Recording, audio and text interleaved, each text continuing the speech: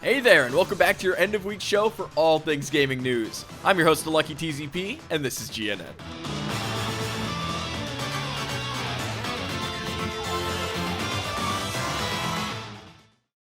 Kicking it off today, the Nintendo Switch has now sold 79.8 million units worldwide, which actually puts it over the 3DS, since the 3DS sold 75.9 million units. This is actually insane that the Switch has managed to sell as many units as the 3DS in such a short period of time. According to this article by Nintendo Everything, Nintendo's replacing its multiplayer server system, which is almost 2 decades old. Now, the multiplayer system in question is called NEX, and Nintendo's been using this system for the last 10 years. So all throughout the Wii U's lifespan and the 3DS, it's been running on NEX. However, it looks like Nintendo's switching to a new system called NPLN, which the Monster Hunter Rise demo ran on. To give you a gauge on how old this is exactly, Twitter user Oatmeal Dome said NEX is at least 18 years old by now, so it's pretty dated. You might be surprised to hear that the Splatoon 2 version had an unused function to check to see if it was running Windows 98. So all the way back then. The article also explains that Oatmeal Dome says that the shift in servers isn't likely to prove to a better online immediately, but we should see the transition take place, and hopefully it's pretty seamless.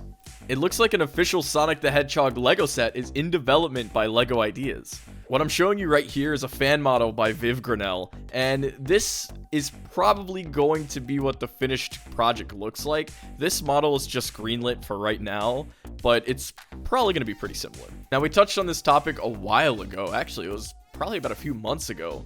But now it's confirmed that Sega's Sonic the Hedgehog will star in a new 3D animated series with an all-new voice cast, minus Eggman. He's the only one who's going to remain the same. This new Sonic cartoon is called Sonic Prime, and it's coming to Netflix in 2022. Now, for this next story, let's think back to the great year of 2016.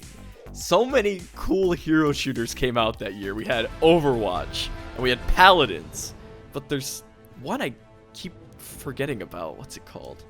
Oh yeah, Battleborn.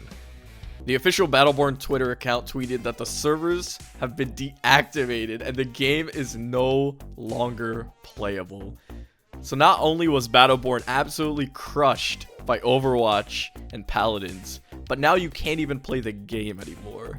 It's just heartbreaking. Coming off the sad news of the Battleborn story, it looks like the Prince of Persia Sands of Time remake is being delayed.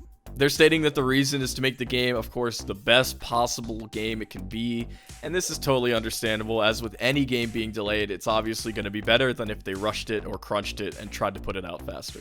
Final Fantasy XIV is getting a brand new expansion pack called Endwalker, and it's set to arrive in fall of 2021. Apex Legends is hitting the Switch on March 9th, and this actually coincides with the launch of Apex's Season 8, so let's go. The last launch announcement on this list is for Mass Effect Legendary Edition, which launches on May 14th for Xbox, PlayStation, and PC. Google is shutting down Stadia's 2 internal studios, which is going to impact about 150 developers. Google says it's going to try and change its business focus for Stadia, and is going to attempt to find the developers new roles at Google. Now, I'm not exactly sure what this means for Google Stadia. I know Google was kind of picturing it as like the future of gaming. They're still gonna run Stadia. You can still, get not the Founders Edition, but the regular service. I think it's like $10 a month. I'm not sure if that means they're gonna continuously add games to the service, or if it's just gonna be like that library they have right now. But I'm interested to see how this story develops. In another weird twist for the gaming industry, Gearbox has been bought by Embracer Group. Now, if you don't know who Embracer Group is, they're the people who own the rights to franchises such as Saints Row, Dead Island, Kingdom of Amalur, just to name a few.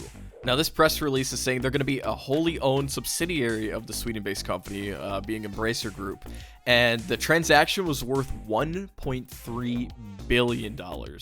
And for our final story of the day, WB Games has managed to patent the Nemesis system from Middle-earth Shadow of Mordor. Now, this patent's pretty big, but IGN summarizes it by saying the patent covers a system featuring procedurally generated NPCs that exist in a hierarchy and will interact with them and remember the player's actions. They can also have their appearance/behavior altered by the player, whose place in the hierarchy can change and affect the position of other NPCs in said hierarchy. This is crazy because with a game studio patenting a game mechanic, it means that other studios can no longer borrow and use it in their games. It also means that if a studio wants to use this mechanic at all in their games, they'd have to get a license from WB in order to use it.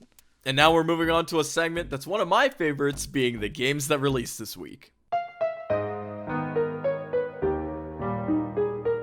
And that's going to do it for me today, guys. Thank you so much for watching the video. And now that you're all caught up, make sure you hit the like button and subscribe to the channel. And I'll catch you guys next Sunday.